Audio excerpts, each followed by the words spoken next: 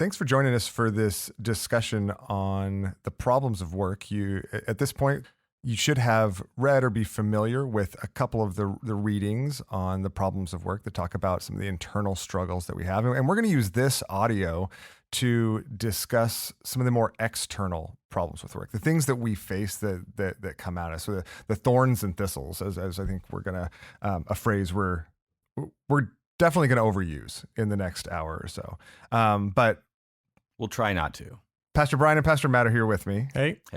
And why don't we begin by just a summary kind of look at just the problem with work generally, beginning in Genesis 3, kind of where the whole concept and idea of thorns and thistles comes from. In the last session, what you read, listened to, heard, and discussed was the idea that work has a purpose, that there's a goodness to work that's built into the fabric of creation and how God made things. And pretty quickly, what you've seen in the resources for this next discussion is that the fall, sin entering into the world, brought with it a curse that directly affects our work. And so you've seen how in Genesis 3, God curses the ground. And I think it's the Old King James, it talks about thorns and thistles. Essentially. ESV also. Oh, does it? Oh, There you go. The way that work is now something that's going to have difficulty. The ground is working against you, not for you, the way it was before the earth was cursed. And so what that's going to do, and in some of the things you've already seen, is produce problems with work. Work won't go the way that, in a sense, it was originally intended to go, because it's now affected by the fall, by the curse, by sin inside of us and outside of us. So when we talk about thorns and thistles, we're using that as a kind of catch-all term to describe the problems with work that are the result of the fall and the curse. Okay, so in the reading that we've done so far, we've talked about a couple of those internal problems, idolatry and idleness. So I want to talk a little bit about those, but how does that relate to the Genesis 3 narrative? Well, when you think about sin entering the world, one of the things that sin does is not just create problems outside of you, but it creates problems inside of you. And that's one of the things that we spend a lot of time talking about as Christians, because Scripture, Old Testament and New Testament, talk a lot about the internal problems that we have because of sin. So when we come to work, sin is going to affect us internally in ways that create problems for us because of the way that our hearts, minds, wills are affected by sin. Okay. So in the Gospel at Work, Traeger and Gilbert talk about kind of two categories of a lot of the internal struggles we have. The first of those is idolatry. How does idolatry shape our work? In what ways do we struggle with that? Well, in idolatry is when you make anything, good into something ultimate. It's when you take kind of anything created and put it in the position that only the creator can occupy. And so in work, one easy way to see idolatry play out is that internally, your sin can lead you to take something like climbing the corporate ladder or career approval, success amongst your peers, financial success, as something that's not just good, that's beneficial, helpful in certain ways, something to be enjoyed, but something ultimate, something that you build your life on, and something, therefore, that your heart begins to look to for hope and meaning and significance and worth when it comes to you as a person and your standing in the universe, essentially, which is a broad thing to say, but that's what sin can do to us when it comes to idolatry. So that's going to create all sorts of problems when it comes to how you work, because when you make something like work into an idol, you sort of white knuckle it, you grip it very tightly, and that makes work something that's either going to be a taskmaster that tends to grind you into dust because there's so much pressure to make your life worthwhile by succeeding at work, or it's going to make you incredibly insecure because you find yourself relatively successful at that given moment and it can vanish from underneath you. And so you find yourself either proud or afraid or both, very frustrated, very full of desire, never feeling satisfied. All those things are problems that work can bring to us because of the problems inside of us when we make something in our work an idol. Okay, so I think conceptually we all resonate with that. I think that's it. If you've been around Cornerstone at all, you've probably heard us talk about that, right? That's the biblical category. But can we just slow down for a second and think about how that actually plays out? Matt, what are some maybe examples of ways you see idolatry take root, or in particularly the idolatry of work, take root in people's hearts? Yeah, I mean, when work is your idol, you're finding your identity, meaning, purpose, your ultimate purpose in that work. And so some of the things that Brian mentioned, there can be ups and downs. You know, you have a good day at work and everything's happy and good and wonderful, and you have a bad day at work and you're devastated. Or maybe you get an imperfect review from a boss and you are just crushed. Maybe you have anxiety, a lot of anxiety and worry about the work constantly. It's constantly in your mind. You're constantly thinking about it. When you have your mind, just at a moment's rest, it's the thing your mind naturally drifts to. It's consuming in that way. And maybe you'll see a disproportionate response in other ways. You'll have disproportionate emotional responses, like we've talked about. You might respond, and maybe in order to get ahead, you might, break God's rules, right? You might treat people poorly. You might throw someone under the bus. You might do something maybe that seems out of character, because the whole goal of your life is to move ahead in this workplace. You'll do anything to reach that goal. And so those are some of the practical things. No, I think it's super helpful. And if as you're listening, if you've read the chapters that we sent you from the Gospel at Work, hopefully a lot of this sounds familiar, right? Like you've seen some of those things, and even some of the headings that get at these same categories we're talking about. One of them, I mean, we've covered most of them, but one of them that stuck out to me as I was looking back through those chapters is as a sign of idolatry in our work, the last one that they highlight is that your work becomes primarily about making a difference in the world. And so instead of work being about God calling me and honoring, essentially working unto the Lord, I'm working unto this change. I'm working unto this vision. And that's such a subtle, but really, I just think insightful way in which we see idolatry can sneak in all sorts of different ways. And essentially it's anything. And it helps us see that it's anything other than, in that sense, God at the center of our motivation for work. So in the second chapter, they talk about idleness as, in a sense, kind of a opposite counter error. Yeah, counter error. Yeah, an opposite struggle. How do we see idleness as a problem in work, Brian? Idleness typically happens when you make something else an idol. And so when you are focusing on something else to build your life on, to give yourself meaning and worth, that's not your work, then your work becomes a kind of necessary evil, so that you have to make money. You have to go there. You have to put up with it to go then do the thing that your life is really all about. And so, Scott, similarly to what you were saying earlier, where idolatry can make work up not about God, this actually also makes work not about God. It makes work a necessary evil, such that you don't see God's goodness in it. You don't see the purpose in it, like we talked about in the last session, and you end up treating it in a way that's below what God would have you treat it in your life. And so, in that sense, you're idle. You're not working as unto the Lord. You're just sort of getting it done as quickly and sometimes as sloppily as possible to get out the door to do what you really want to do.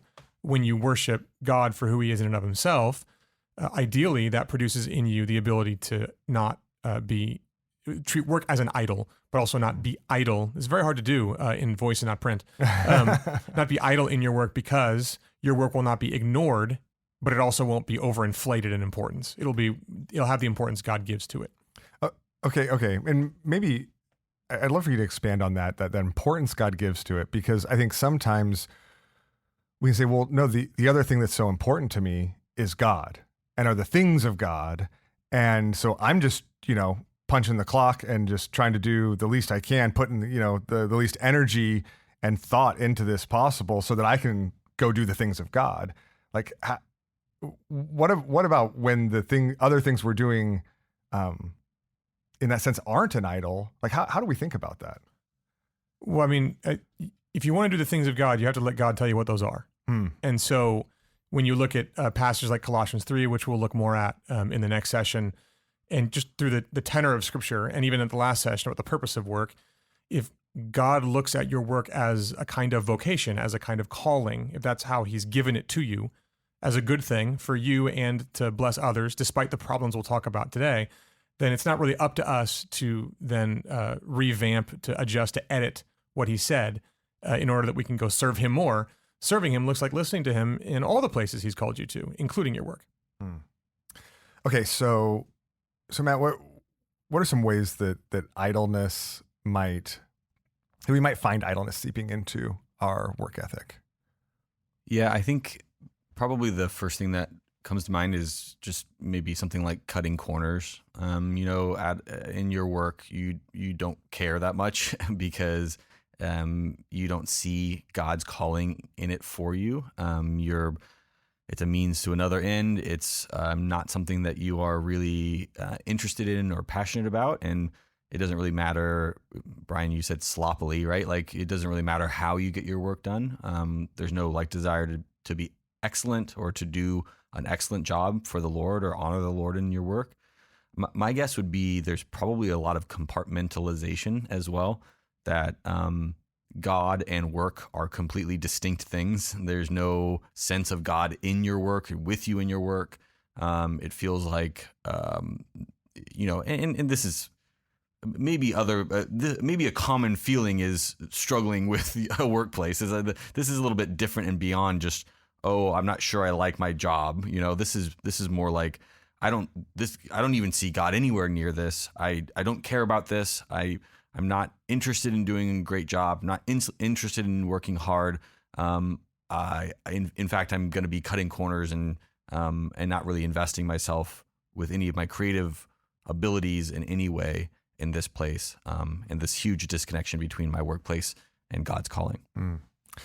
Okay, so this is a really helpful summary of some of the internal issues that come up, some of the internal problems with work that we face, that we deal with. I mean, honestly, that we all deal with every week. But the primary content we want to look at with the rest of our time are actually the external problems, the external thorns and thistles outside of us that also make work hard. Because the only problem with work isn't just our hearts. There's all sorts of different reasons that work is hard completely outside of our control. So how should we think about that, Brian? How can you help us to conceptualize the external thorns and thistles in regards to work? I just want to say real quick, the reason we did it this way, there's an order here of dealing with our own internal struggles first, because I think when we talk about struggles at work, we almost immediately always think about the things outside of us, right? Yeah. So it was really important, and it is really important to consider the internal and the external and the distinction between the two, because we don't often think about the internal. So I just wanted to throw that in there in our order of events here. Yeah. Go back to your question. That's helpful. So when you think about thorns and thistles, they do tend to be things outside of you. I mean, the metaphor can work in a lot of directions, but when you're thinking about the actual tilling of ground, like literal thorns and thistles, it is the ground working against you, not for you in your work. And so that means that there are going to be plenty of things that are problems with work that aren't just about your heart, but they're about what's going on around you in your workplace in a variety of ways. And there are, several ways that we can kind of conceptualize them or try and group them. And I think that's what we're about to do next. Is kind of, it's probably best to run through several of those to give everyone listening a sense of how they can think about their own experience and kind of slot it in so they understand a little more about thorns and thistles and how they work in their own lives. Okay, so what are some of the different categories we can think in? Well, one of them is just disillusionment. In other words, it's diminished returns is another way to put it, or some third thing that starts with D. Disillusionment, diminished returns. The idea here is that, when you're tilling the ground and you're sowing seed and things like that, the common experience for anyone in agriculture is that not all the seeds take, and that thorns and thistles can choke out the growth of certain things. You never end up getting to borrow a phrase, 100-fold from that seed. Sometimes you get 30 or 60 or less. And so when you go to work and you're attempting to do something, to get something done, to grow something, to cultivate something, what you're going to experience in that work in a cursed world, in a fallen world, is that it's never going to quite give the returns that you wish it would, and that you could see it could, if only it weren't for certain problems. I think Keller's book with Catherine Larry Alsdorf on work, he has in the introduction, which I don't think we assigned to read, a story that Tolkien wrote called Leaf by Niggle.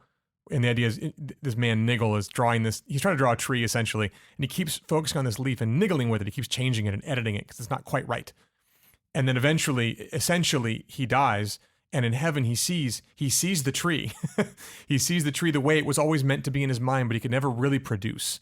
And in that sense, there's a way that you can always visualize, you can always see what you think your work could be. And yet it never quite works out that way in your actual experience. And that can be extremely frustrating, because that dissonance between what it ought to be, you feel like deeply, and what it actually is, can be right in front of your face in your experience at work all the time. Disenchantment, that would be another one.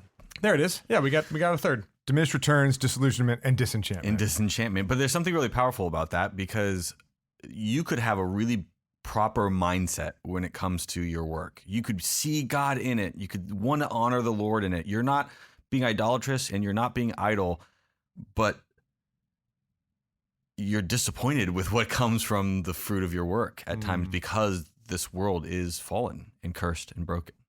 And so, I mean, man, that's so shaping to our expectations. I think so much of the time we don't expect that, and it's actually the not meeting of expectations that is such a discouragement to us. But when we expect the fall to impact not just us internally, but what we produce and our ability to produce, that should change really every day of work for us. What else do we see? What are some other what's another category that can help us understand the way that the fall impacts our work? It's related, but it's distinct enough. The demands of the job are always going to be more than you feel like you could put in. I'm not entirely sure what it would be like in an unfallen world, but there's definitely a potential that it would feel like work never exceeded your potential or your capacity. The work you were given, your capacity always matched it. Whereas in the world we live in now, again, borrowing from the metaphor agriculturally, there's always more fields to plant. There's always more that you could be doing. And it's not just that you're finite and sort of limited in that way. It's that because the ground works against you, there's a way that there's always more demanded of you to get the job done than you really have the ability to do. And so that can be, there's sort of a normal way that works just in your everyday life, wherever you work. There are ways that it's demanding more of you than you can give. And yet there's also a lot of other factors that go in there. There are bosses, industry standards. There are ways that you're being asked to work more overtime. You're not compensated fairly for the work you're being put in, or that you are putting in. And in that way, there's just these demands of the job that exist outside of you that can make work very frustrating. That can be a giant problem as you try and navigate how to work as a Christian. And there's in some ways, the demands are infinite, right? Like you said, there's always more to do, and there's always more that honestly your employer would want from you. They want as much as they can get out of you, and that's part of what comes with it. There's always more emails, more projects. One of the fascinating things I think about is these first two actually I think are really closely connected in really fundamental ways. There's something really compelling about thinking, okay, there's more and more demands, and sometimes we give into the thought, oh, if I could just have more capacity, then I wouldn't be disenchanted. I wouldn't be disillusioned. I would be able to. It would be able to reach its potential. But all of those things are not considering the fact that we're in a fallen world and the ground is cursed, and there are thorns and thistles. Yeah, to me, the connection between these two is that they're both reflections of the fallen environment, right? So the environment in which we work is fallen, and that creates thorns and thistles. But it's not just the environment, right? We also are working around other fallen people. We're not just fallen ourselves and living in a fallen environment, but we also are living around fallen people. So how does that impact us, Brian? Well, anyone who's done, the group project in school knows the difficulty of working with other people, and ideally, we're not those people, but we talked about internal problems earlier.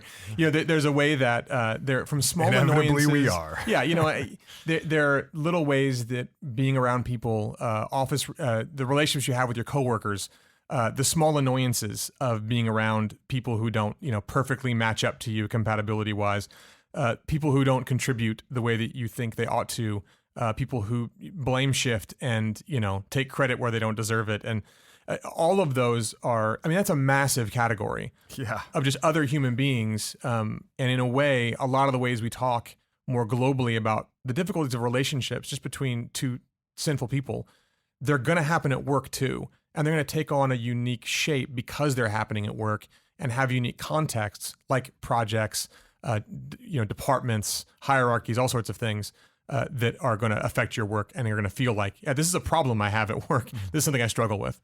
It's really interesting because I think you said it's such a huge category, and it really is. I mean, we're talking about all the ways that coworkers might sin against you, or bosses, or people who work for you, right? All clients, things like that, all the ways they might sin against you. But we're also talking about just the fact that they're fallen and limited themselves.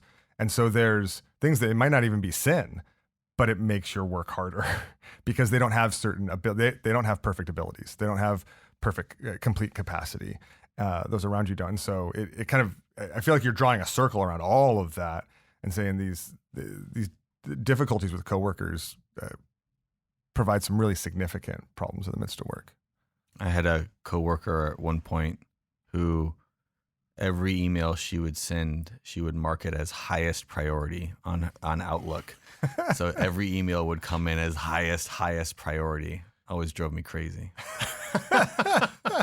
I would respond passive aggressively. This is not an encouragement to do something like this, but I was not my best self. But I would respond to the email and I would put it lowest priority in my response.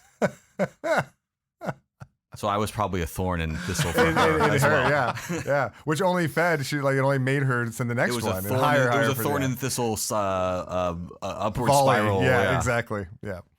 Loop. All right. So we have difficult coworkers. That's kind of our third category of problems, of thorns and thistles. What else? How else do we run into problems with people? Yeah, in a way, it's related, but it's a difficult culture. And in that kind of way, we're talking about things like office politics, the competition inherent in a lot of workplaces and office environments, or a lot of different vocations. You're always kind of competing. There's a culture of competition that comes out, the corporate or sort of not so corporate ladder, trying to climb that, trying to advance in your career, and what that can require, or what that can have you experience at the other side of someone trying to climb on you to get up that ladder. Mm-hmm. So there's kind of a stepping on people to get ahead. There's a ruthlessness that can happen, especially in some particularly corporate environments, but at some level in almost every job, there's a way to look at the culture of that job and the way it's going to affect you as a problem you're dealing with. And you're going to experience it in a variety of ways where every job at some level can feel like a zero-sum game. There are winners and there are losers. Every job, there's a way that good work can be overlooked. For something like networking, someone who knows someone gets, the thing that you kind of deserved by the merits of your work. All sorts of ways that this can show up, but that culture can be itself a problem that you're constantly swimming in without it necessarily being, that one coworker or that one project. And hopefully that's a category that can grab a few more of these problems that we deal with and bring them into the light. Yeah, and this might be industry wide too, right? This is not just, it could be like for some people, maybe you're more of like an independent contractor, but your industry has certain kinds of demands on you or expectations of you or sort of unwritten rules that everyone has to function in this sort of way. And I think one of the things that's really hard about that as a thorn and thistle is that's when it's part of a culture, it's sort of like a system and a culture of an environment that's has a very strong pull to draw you in. It's easy to get drawn into that. For example, if you're in an office that you have to jump over people and prove yourself and say that you're better than other people in order to get a promotion, what is a Christian way to get a promotion in a place like that? Like, how do you this whole sort of feeling and pull to play the game, even if it's not a moral way or God honoring way, to be faithful in a workplace? It's really challenging. I think it's something that for a lot of people, that's a very common struggle, dealing with those kind of work culture environments. And it's thorns and thistles in the sense that, when the land works against you, you end up in a place of limited resources. And that's going to create not just difficult relationships here and there. It's going to create whole systems of ways that people are competing, trying to grab more than the other person, that propagate themselves and grow in all these ways that can make just trying to do the job very difficult. Well, so you deal with those thorns and thistles, and then you combine that difficulty with a bunch of people who are fallen themselves and have their own, and also contribute selfish motives and ungodly tactics and all that together. And it creates this, essentially, you're talking about just this work culture that is really difficult, and that we, in that sense, should probably expect in every industry, in every job, to one extent or another. Now that doesn't mean that they're all equally difficult or equally problematic, but there's going to be some of that in every vocation. It is the way of the world to not see other people as people, but as a means to some other end. Whether that's stepping over you to get what I want, or whether that's buddying up to you to get something from you, it's the way that a lot of that works is that's just the mindset of the world that exists in basically every industry. Okay, so we've talked about the impact of essentially the fallen environment, the impact of working with fallen people, the combination of that in working within a fallen culture. But I think finally there was maybe one last kind of unique aspect of that culture that you wanted to hit on, Brian. Yeah, this one I don't have a good title for. I was trying to find something else that started with D to, Matt can come up with it on the spot. No, here. I was thinking we could spend the next 5 minutes just discussing brainstorming. titles. Yeah. We could. But I think, we could put difficulty in front of it again if we want, but it's the difficulty of working in the modern world. A lot of people can get sort of theoretical and think in terms of culture, like office culture or work culture. But a lot of the struggles, in my experience, that people have with work in the modern world, like today, have to do with the way that we've structured work societally right now. Before like the Industrial Revolution, you made shoes, or you farmed, like you did something, and it was relatively clear to see what you were doing and where that thing went that you produced. You grew corn and then you sold the corn and someone ate the corn, and you saw all of that happen. You made shoes and you sold the shoes and someone wore the shoes. Today, because of the Industrial Revolution, the kind of the technological society that we live in, it can be extremely difficult to not feel like a cog in a giant machine, even in kind of self-employed or artistic industries where you're creating things. It can still feel, because things are so specialized, so highly refined, jobs are so kind of tailored to produce one specific thing, that you can have a hard time understanding how you make a difference. And when you feel like a cog in a machine, it can be very demoralizing. It can feel very, very much just like, talking about the purpose of work last week, it can be so difficult to go, I don't feel like I have much of a purpose. And you don't always think about that in terms of, oh, that might be because of the problems with work that come with the unique time I'm living in and the way work is structured in our society. And so I bring that one up, and I think it helps because sometimes when you recognize, oh, that's not just like this general malaise I sort of have about my work. There are ways that that's actually a thorn and a thistle that comes from the time I live in. I'm, there were plenty of thorns and thistles that were unique to pre-industrial revolution jobs too, but we live in our time, in our place, and there are going to be some unique thorns and thistles we experience. And so the idea of feeling that way, feeling kind of lost, feeling like it doesn't produce, you don't know what it produces. All those sorts of things can be very difficult, and I think are worth calling one of the thorns and thistles that we deal with in the modern age. I think one of the things that makes that even potentially harder is because of the technology, there's an incredible amount of possibility for efficiency, maybe more so than in the history of the world. Like we're so productive, and yet also it's so much less clear what is the end that we're productive towards. And so it's this, like, I'm getting so much done, but does it matter? And those two things together, because of the culture, because of the age that we live in, can be just incredibly difficult and challenging. When they become the backdrop for what happens when all of these swirl together. Yeah. So like if you have a hard time not feeling like a cog in a machine sometimes, and you go to your job and the first thing you see is a coworker that marks everything as high priority, and then you see, you get an email about this project you're working on with people where someone is trying to kind of pass the buck to you, and then you walk by your boss's office, who's giving a promotion to somebody else because they happen to be related to them or something. I mean, these are extreme examples, but you can see how all of that swirls together to produce a really difficult context for that just going into the office or heading into your living room table if you work from home, and logging on to the computer and seeing your Slack messages or whatever you see. Entering into that space mentally or physically or both can be really, really challenging. And that's not necessarily because you're doing something wrong. It's because we live in a fallen world where there are thorns and thistles in our work. And then we show up and we bring our own internal thorns and thistles to bear on those things. And other people bring theirs to bear on us. And so you get upset, and all of a sudden you get proud, and all of your sin makes your reaction to these things worse. And then that can create further problems down the line, that other people react to your pride or insecurity or idolatry or idleness, and that can inflame other things. You can see how difficult work can be in a fallen world, and hopefully that can make some sense of why it can feel so difficult in your own life, in just the day-to-day.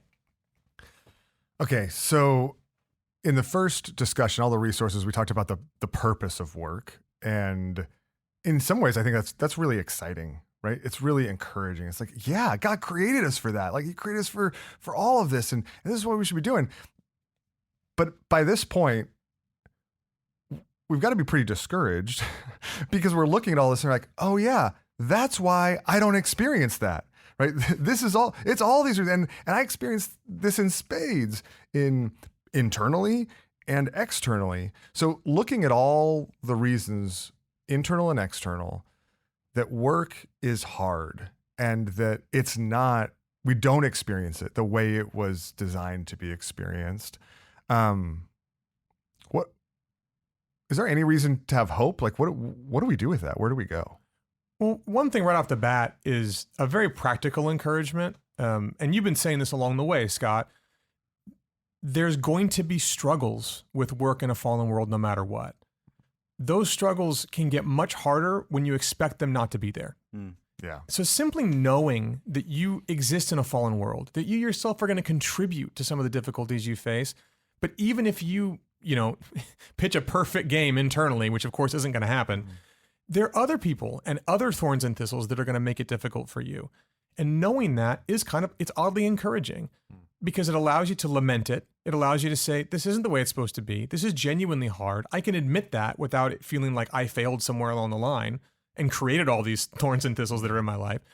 I can also be honest enough to look at them and say, well, there's probably ways I've contributed to them too. And simply be able to say, well, as hard as it can be, I'm not going to make it harder by bringing false expectations into the workplace. So it's a very practical encouragement on the front end, but there's a lot more hope that can be found than just that. And that's probably what we want to turn to next. Yeah. So how does then, I mean, obviously, I think everybody sees where we're going at this point, but how does the gospel touch down in this? And how do we bring the gospel into the workplace as we think about both these internal and external struggles? I mean, it's kind of interesting. There's some parallels with our own sanctification, right? Where you think about your own life and you think about, I remember John Piper said something like, he's like, I'm 72 years old and I thought I would be much further along in my sanctification than I am at this point. There's something to be said about kind of having our eyes open to the reality of the difficulties of the context that we find ourselves in, the other people, ourselves, the situation in the work environment and everything else, but recognizing that that God has meaning and purpose even in the midst of that imperfection. And he's moving us in a direction. He's helping us see that there is meaning and value even in the midst of the brokenness. All the meaning and value that we have in our lives, in our sanctification, in our walk with Christ, and anything that we do is in the midst of a context of brokenness. And that's true for work, just as it's true for all other aspects of the Christian life. And what God is doing in the midst of that is he's speaking hope and truth and beauty and redemption into something that that is really, really hard. Brian, you said something when you were describing thinking about the context of all of these thorns and thistles and saying, well, this is not how it's supposed to be. And it's not how it's supposed to be. It is. So simultaneously, it's not surprising that this is how things are, but it's also not how it's supposed to be, because that's not how God originally created it to be. That there's something bigger and more beautiful underneath all of this brokenness that God is moving us towards in our hearts and in our lives, that even with these thorns and thistles still there, he's doing that work in us and through us anyways. Yeah, the reason why this session doesn't just negate the last session, in other words, why we didn't just start with this one, is because the storyline of Scripture is God continuing to be involved, continuing to show grace and bless people who are at work in a variety of ways, despite the fall, despite the curse. That the curse and the fall weren't just saying goodbye to the purposes of work entirely, but never, his activity is still in it. And one of the ways you see that really clearly is that in the midst of the curses in Genesis 3, you get Genesis 3:15, where God makes this promise, to Eve, one shall be born, and he will crush the head of the serpent. The serpent will bite his heel. And what Christians throughout history have called that is the first gospel, the proto-evangelium. And this idea that Christ is the ultimate fulfillment of this promise that happens in the midst of the curses means that he's not just the answer to the curse in general, he's also the answer to the curse as you experience it at work. And while that doesn't mean that he delivers you immediately to the new heavens and the new earth when you become a Christian, you still have to navigate a fallen world. It does mean that he deals decisively with the things that happen inside of you, and one day will deal decisively with the things that happen outside of you.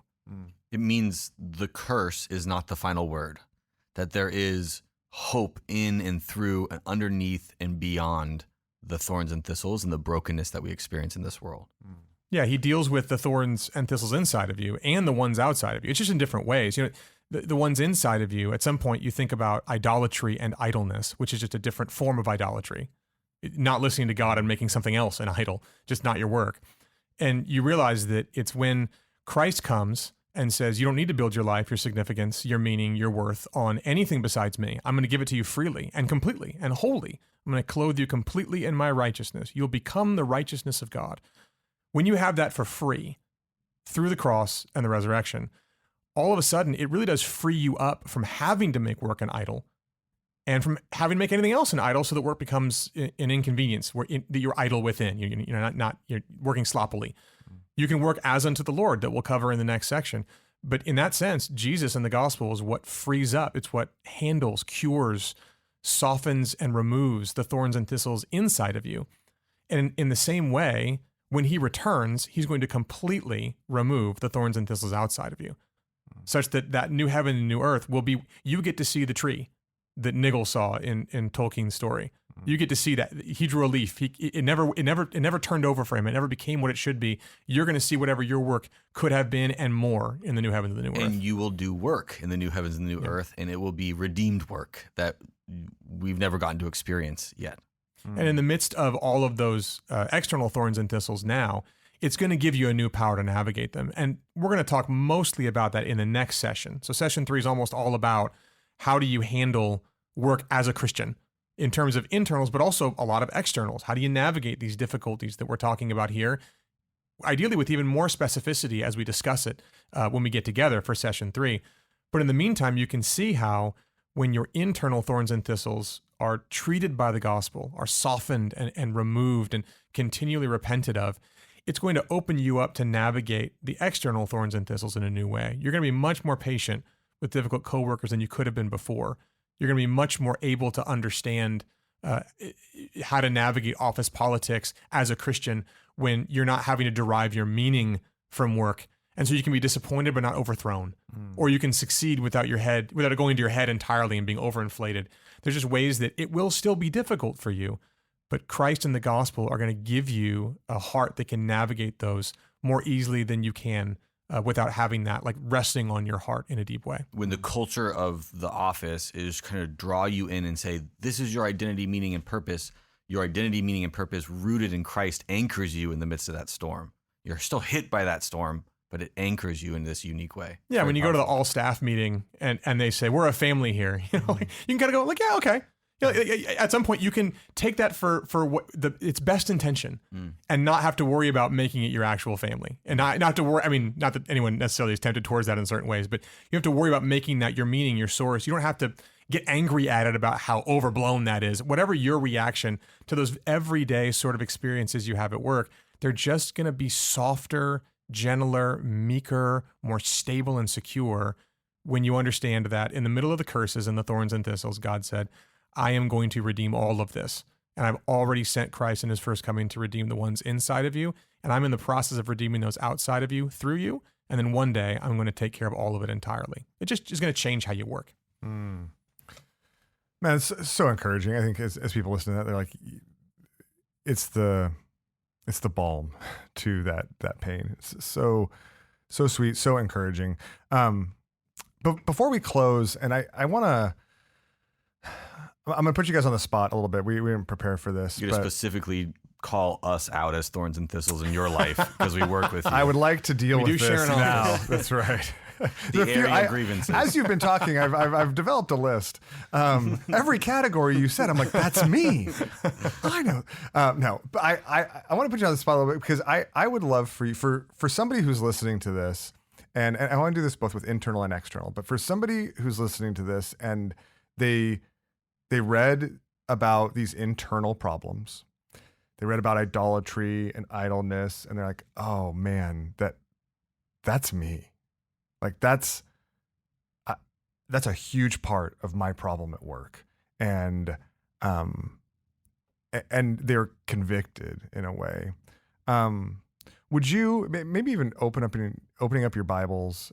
Would you speak directly to that person who's feeling weighed down by the fact that they've been convicted by what they've been reading, by what they've been hearing, and realize that the things going on internally in their heart are contributing to their problems even more than they realized? Psalm 62, I think it's verse 3. Pour out your heart before the Lord. He is a refuge for us. I think there's a manager at Toyota I read about years and years ago, and he's apparently very famous. And he had this thing called the 5 whys. And he said, if you're wise, yeah, WHY. Okay. He said, if you bump into a problem on sort of the assembly line, he says, yeah, you ask, well, why did that happen? So the doors are getting installed wrong. Well, why did that happen? It's like, oh, well, because this piece wasn't installed correctly. It's like, okay, well, why'd that happen? And he says, oh, it's because, these factory workers weren't trained on how to do it right. Well, why'd that happen? Well, it's because the manager is tired, and he kind of forgot it. And you ask enough whys, and you always get back to like one deep why. It's like, oh, that's the thing we got to fix. Everyone usually asks the first why, and they try and fix that.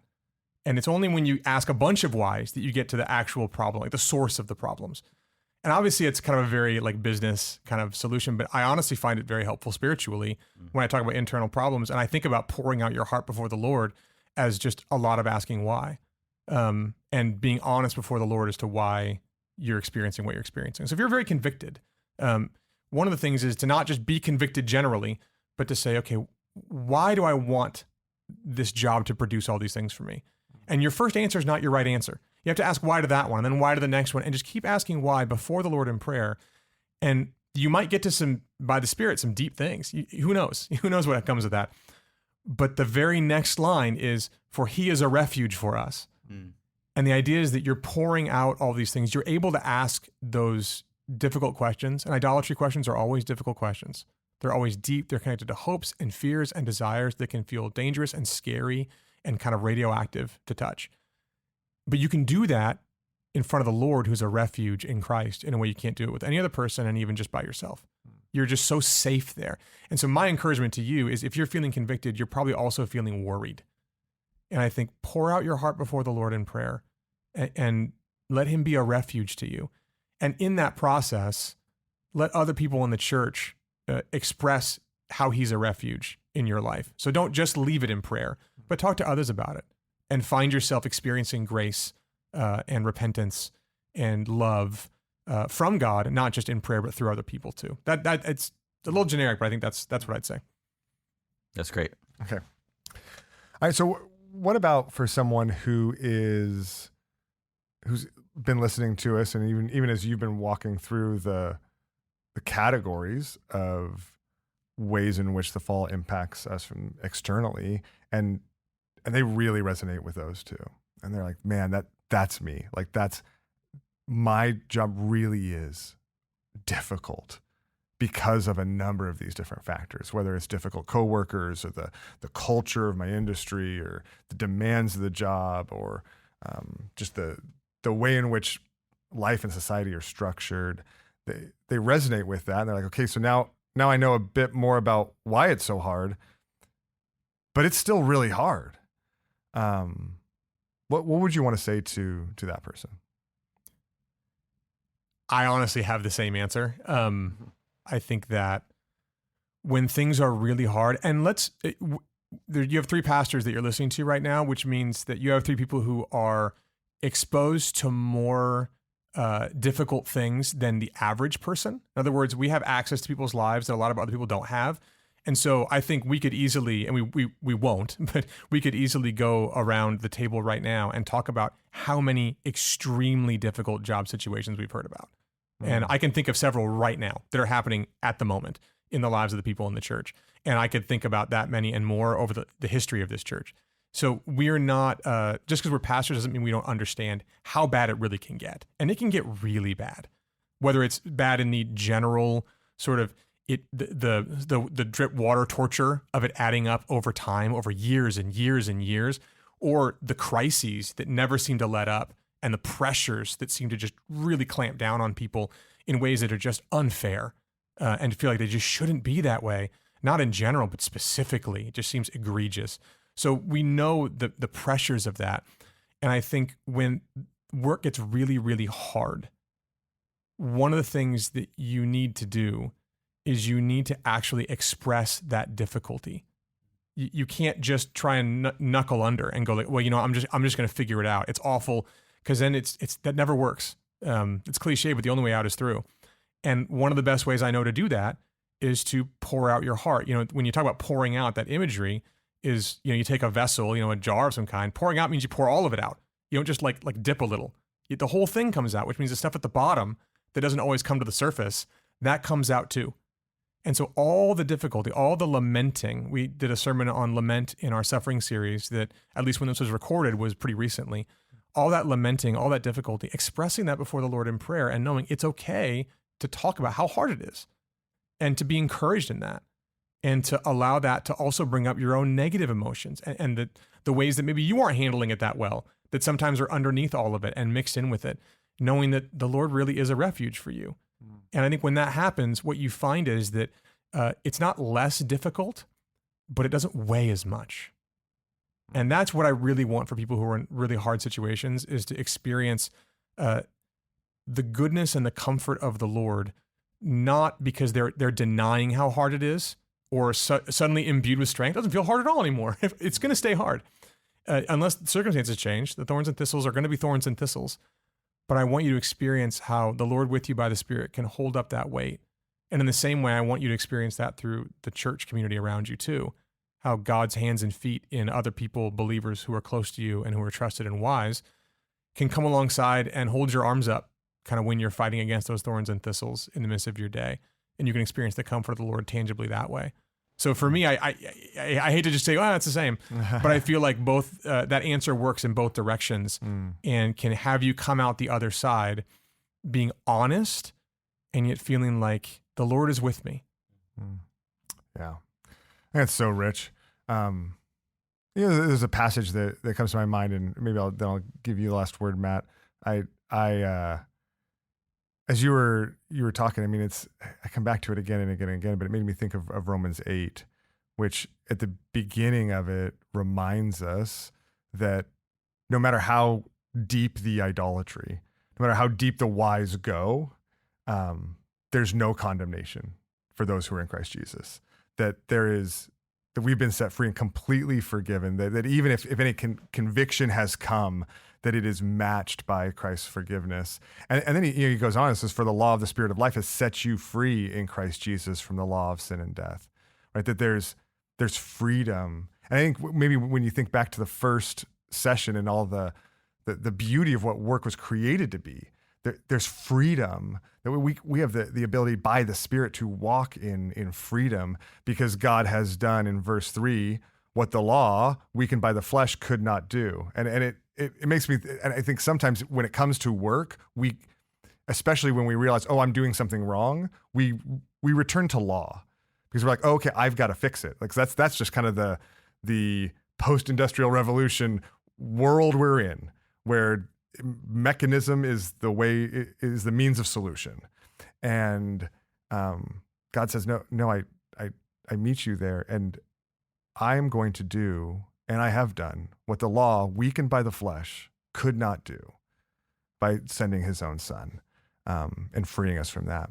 And this is why, I mean, we could spend hours and hours talking about Romans 8, but then at the other end of it, when we think about the external thorns and thistles, the things that are so hard, and the struggles that are so constant, they feel so daily. It can feel like, man, I can't go on, and this is just pushing me away. It makes the blessings of Christ inaccessible in a way, because they're so overwhelming.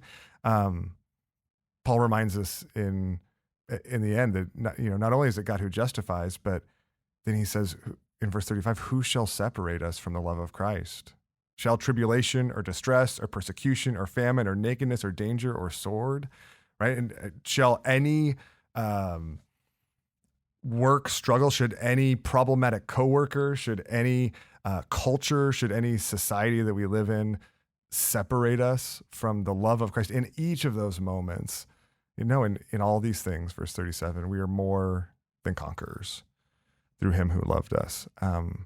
And I think those promises, not only do we have to come back to again and again, but just like you said, Brian, we need to be reminded of them from others. We need to lament to God and lament to others. We need to invite others in so that others may remind us of them as we step back into work each day, in each week. And you can come to God and pour your heart out because he loves you. Yeah. Perfectly. Exactly. Loves you perfectly. All right, we'll just leave it there. I hope this, if you're listening, this has been as much of an encouragement to you as it's been to me, as it's been to us, just sitting here and reflecting on God's incredible grace and love towards us in the midst of the thorns and thistles of work.